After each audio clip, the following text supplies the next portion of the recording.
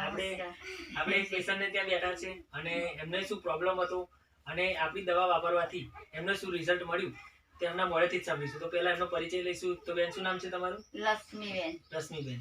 હવે અહીં આગળ આ કયો એરિયા છે? નંદેશ્રી. તાલુકો જિલ્લો? વડોદરા. વડોદરા. હવે તમને શું તકલીફ હતી? પથરીનો જ દુખાવો. પથરીનો દુખાવો હતો, બરાબર. હવે એના સોલ્યુશન માટે, એ તકલીફના સોલ્યુશન માટે બહાર દવાખાનાની અંદર તમે ગયા તો તમને શું કીધું હતું ડોક્ટરે? ડોક્ટરે શું કીધું હતું કે આ દૂરબીનથી કાઢાવી પડશે પથરી એમ. બરાબર. તો એનો આશરે ખર્ચો કેટલો કર્યો હતો ડોક્ટર સાહેબે? આશરે તો 80,000 તો કહેલો જ તે. 80,000 ખર્ચો કર્યો હતો. હવે દવાખાનાની અંદરથી દવા આપી હતી, બરાબર? દવા આપી હતી. તો એ દવાની અંદર કેવું રહેતું હતું તમને? એ દવા ખાઈએ તો હજી સારું રહે, પછી તો કશું જ નહીં. બરાબર. હવે અહીં આગળ આપણી દવા કઈ ચાલુ કરી તમે? તો આપણી 4 દવા છે.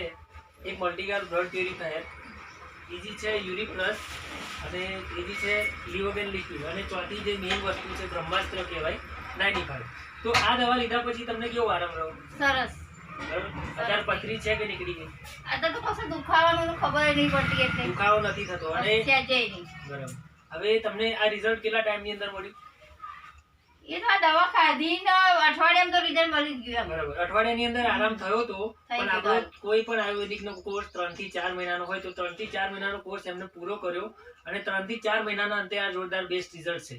તો તમે શું આવા પથરીનો પ્રોબ્લેમ હોય તો એવા લોકોને તમે શું કહેવા માંગો છો કે આ દવા વાપરવી જોઈએ કે ના વાપરવી જોઈએ? બરાબર. તો જેનાથી તમારો હોસ્પિટલનો ખર્ચો બચે છે, પ્લસ કે જે ઓપરેશન કરાવવા જતા હોય તો ઓપરેશનમાંથી પણ બચી શકો છો. તો જેને પણ પથરીનો પ્રોબ્લેમ હોય તો એને આ વસ્તુ સજેસ્ટ કરવા વિનંતી. યસ. તો wish you all the best. જય હિન્દ, જય લક્ષ્મણ.